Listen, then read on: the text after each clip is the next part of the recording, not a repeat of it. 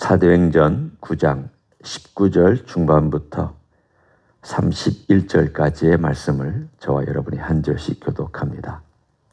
사울이 다메섹에 있는 제자들과 함께 며칠 있을새 즉시로 각 회당에서 예수가 하나님의 아들이심을 전파하니 듣는 사람이 다 놀라 말하되 이 사람이 예루살렘에서 이 이름을 부르는 사람을 멸하려던 자가 아니냐. 여기 온 것도 그들을 결박하여 대제사장들에게 끌어가고자 함이 아니냐 하더라. 사울은 힘을 더더 예수를 그리스도라 증언하여 다메섹에 사는 유대인들을 당혹하게 하니라. 여러 날이 지나매 유대인들이 사울 죽이기를 공모하더니 그 기교가 사울에게 알려지니라. 그들이 그를 죽이려고 밤낮으로 성문까지 지키거늘 그의 제자들이 밤에 사울을 광주리에 담아 성벽에서 달아 내리니라. 사울이 예루살렘에 가서 제자들을 사귀고자 하나 다 두려워하여 그가 제자됨을 믿지 아니하니 바나바가 데리고 사도들에게 가서 그가 길에서 어떻게 주를 보았는지와 주께서 그에게 말씀하신 일과 다메섹에서 그가 어떻게 예수의 이름으로 담대히 말하였는지를 전하니라. 사울이 제자들과 함께 있어 예루살렘에 출입하며 또 주 예수의 이름으로 담대히 말하고 헬라파 유대인들과 함께 말하며 변론하니 그 사람들이 죽이려고 힘쓰거늘 형제들이 알고 가리샤라로 데리고 내려가서 다소로 보내니라. 같이 읽습니다. 그리하여 온 유대와 갈릴리와 사마리아 교회가 평안하여 든든히 서가고 주를 경외함과 성령의 이루로 진행하여 수가 더 많아지니라. 아멘.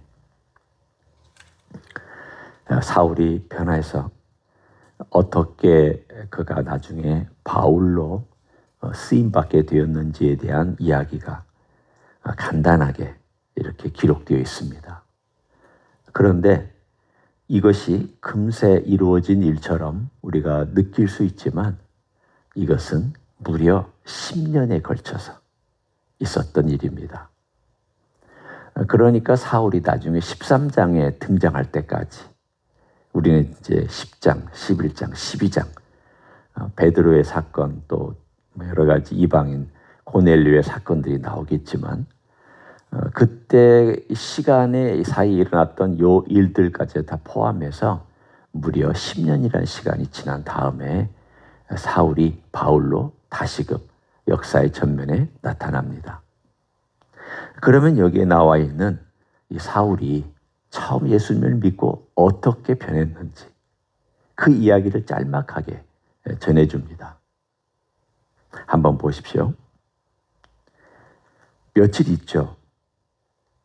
그리고 나서 20절에 보면 즉시로 그가 몸이 회복되자마자 그리고 누리에서 그 비늘이 벗겨지자마자 즉시로 회당으로 가서 예수가 하나님의 아들이라고 전하기 시작했습니다.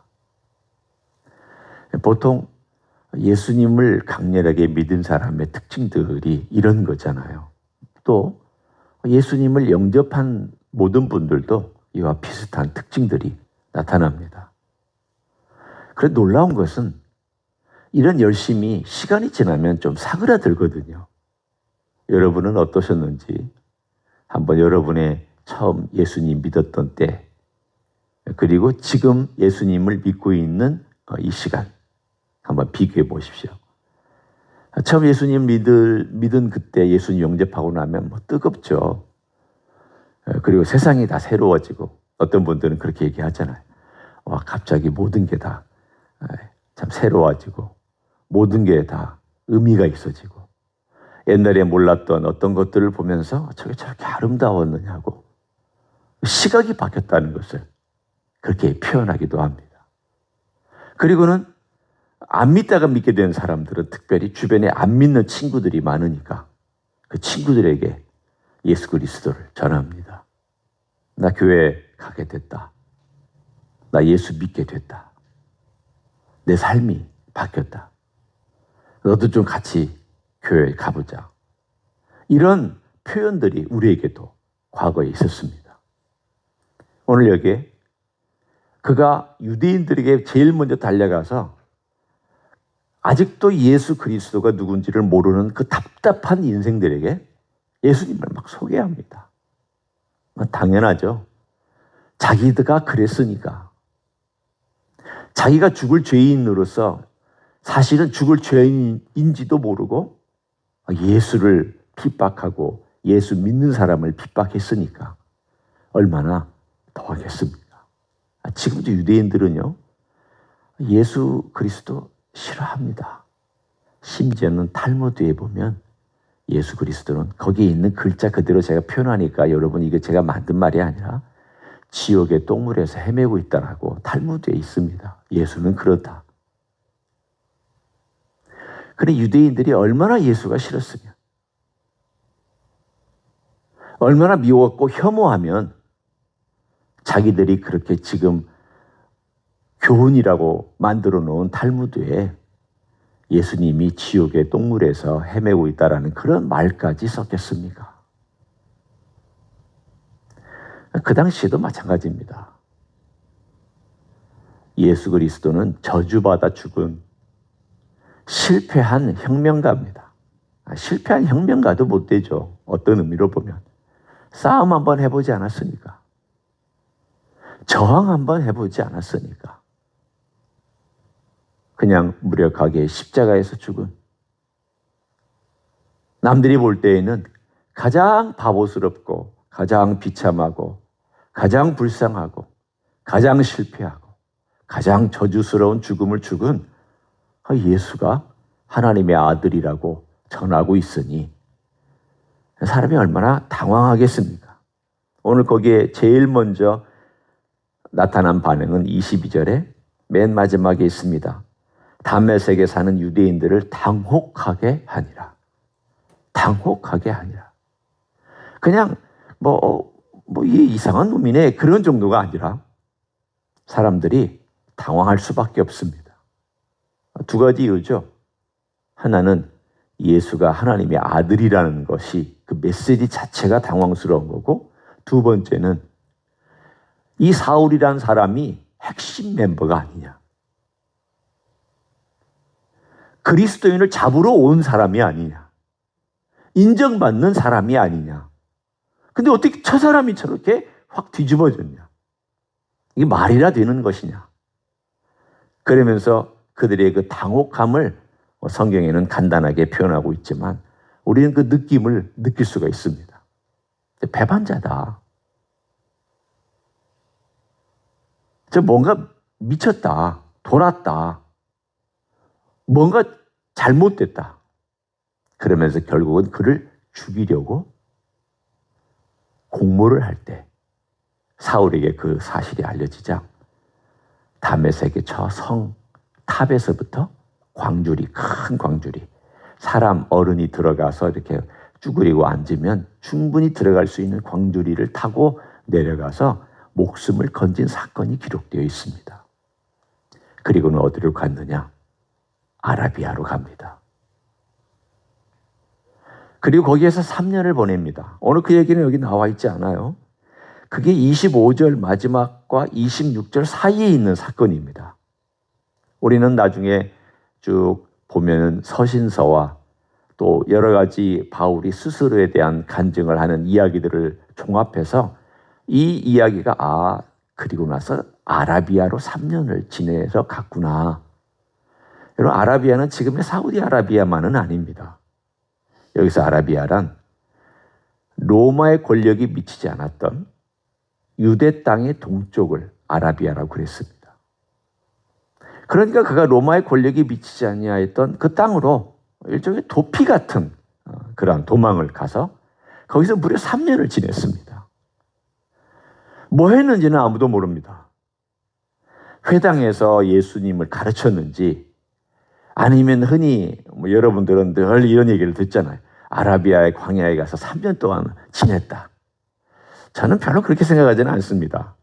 왜냐하면 바울이 광야에서 지낼 스타일은 아닙니다. 가만히 있는 스타일은 아니에요. 뭐든 활동하고, 뭐든 전하고, 뭐든 가르치고, 뭐든 그 열정을 숨길 수 있는 사람은 아닙니다. 다만 그가 무명의 세월을 보냈다는 것만큼은 틀림이 없습니다. 로마의 권력이 미치지 않는 곳에 가서 어쩌면 거기에 있는 유대인들이나 거기에 살고 있는 사람들에게 예수 그리스도를 전하면서 그가 이 기독교의 핵심 중심으로 들어오기까지 그냥 무명의 세월을 지냈던 3년이 있었습니다. 그리고는 3년 후에 예루살렘으로 돌아왔습니다. 그 이야기가 바로 26절입니다. 사울이 예루살렘에 돌아왔습니다. 화려한 과거를 가진 사람이죠. 그가 예루살렘에 바로 오면은 바로 잡히자마자 죽을 수 있었기 때문에 어쩌면 3년간 도피해 있는지도 모릅니다. 이 모든 것들이 잠잠해질 때까지 사람들의 뇌리에서 이 사울이라는 사람에 대한 이미지가 좀 희석될 때까지 기다렸을 거라는 생각을 해볼 수 있습니다. 그리고는 드디어 예루살렘으로 왔습니다. 그리고 와서 오늘 제자들하고 사귀고자 했습니다. 바꿔 얘기하면 예루살렘의 가장 핵심인 사도들과 그리고 일꾼들에게 자기를 소개하면서 내가 예수님 믿게 되었다. 그리고 내가 이렇게 경험을 했다. 나는 예수님이 하나님의 아들이라고 고백한다. 근데 사람들이 그 얘기를 듣고 쟤는 지금 쇼하는 거다. 우리를 잡아들이기 위해서 거짓으로 그렇게 믿고 있다라고 말하고 우리를 속인 다음 그리스도인들을 다 잡아다가 그리고 넘기려고 그런다라고 의심했을 때 오늘 드디어 바나바라고 하는 사람이 사울을 소개해 줍니다. 나중에 바나바는 이 긴 세월 동안 사울과 함께 어느 정도 교제하고 있다가 안디옥 교회에 소개해 주는 사람이기도 합니다. 바나바는 참 좋은 사람이에요. 그런 점에서 사람과 사람을 연결해 주고 나중에도 보면 사도행전에 바나바의 그 행적들이 같이 나오지 않습니까? 의심하고 유대인들로부터는 배척받고 교회로부터는 의심받은 이 사울을 소개해 줬습니다. 그러자 그가 용기를 얻어서 헬라파 유대인들하고 변론했습니다. 29절에 보면 그때 이 헬라파 유대인들이 변론하자 그 사람들이 그를 죽이려고 또 했습니다. 참 사울은 사울답게 삽니다. 얼마나 열정이 심한지 그 복음의 열정 때문에 죽음을 무릅쓰고 막 변론하는 거예요. 그런데 하나님께서 스데반은 순교시켰지만 이 바울은 순교시키지 않고 살려주십니다. 도망가게 해주셨습니다. 그래서 그가 예루살렘을 탈출해서 어디로 가느냐 하면 자기 고향에 가서 7년을 또 지냅니다. 여러분, 사울이 바울 된 것은 금방 된 거 아닙니다. 한 사람이 그리스도의 일꾼으로서 사도로서 쓰임받기까지는 적어도 10년이라는 시간이 걸렸습니다. 3년 아라비아, 예루살렘 다시 왔다가 7년 자기 고향 다소, 거기에 가서 합쳐서 10년이라는 기간. 2번 죽을 고생을 하고 그리고서는 3년, 7년이라는 시간을 통틀어서 그는 고향에 가 있다가 그리고는 나중에 13장에 한 10여 년이 흐른 다음에 안디옥에 있었던 바나바가 그를 부릅니다. 사울아, 이리 와라. 우리 같이 일하자. 우리가 일꾼이 필요하다. 이 교회는 막 성장하고 교회는 이방인들로 득실거리는데 가르칠 사람이 없다. 그러니 우리가 이 사람들을 잘 가르쳐서 하나님의 일꾼을 만들고 하나님의 교회를 세워가자. 그때까지 그는 10년 동안 무명의 세월을 보냈습니다. 하나님이 하시는 일을 우리가 잘 모릅니다. 스데반이라는 사람은 왜 하나님께서 그렇게 순교의 길을 가게 하셨는지. 그리고 요한의 동생 야고보는 왜 순교당하는 길을 걷게 하셨는지. 사울은 하나님께서 이렇게 살려주셔서 또 긴 세월 동안 그가 교회에서 교회를 대표해서 막 일을 하고 싶어자 하는데 아직은 아니다 하면서 아라비아로 자기 고향으로 10년 동안 보내서 거기서 머물게 했는지 우리는 잘 모릅니다. 단 한 가지 알 수 있는 것은 있습니다. 사울도 지식이나 머리나 학식으로나 이런 면으로는 준비가 된 사람이긴 하지만 10년이라는 기간이 필요했었나 보다. 그리고 그는 계속 사도가 되어서 나중에 안디옥에서 가르치고 행하면서도 계속 성장합니다. 계속 자랍니다. 고린도 교회를 세우면서 자라고 다른 교회들을 세우면서 자라고 복음을 전파하면서 자라고 핍박받으면서 자라고 고난받으면서 그는 자라갑니다. 평생 동안 그는 자라갑니다. 그런데 그가 자라가면서 한 가지 놓치지 않은 게 있습니다. 그것은 뭐냐면 자기를 다메섹 도상에서 만나 주셨던 예수 그리스도를 알기 위하여 그는 달려간다고 고백하였습니다.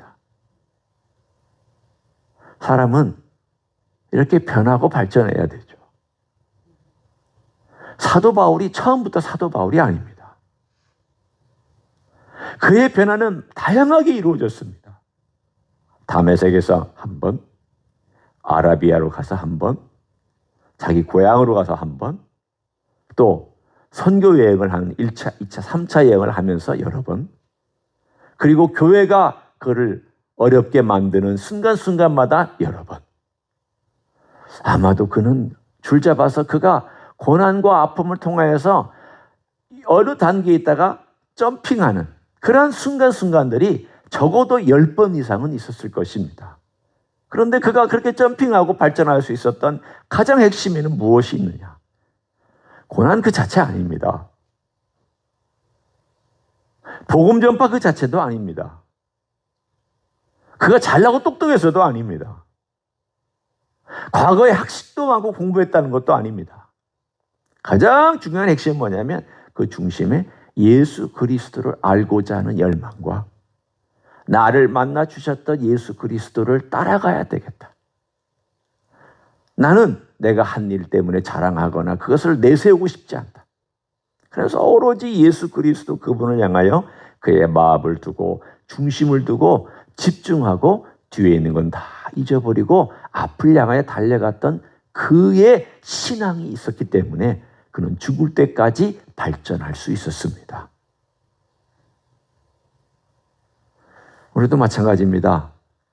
어떤 사람이 죽을 때 발전하느냐? 죽을 때까지 발전하느냐?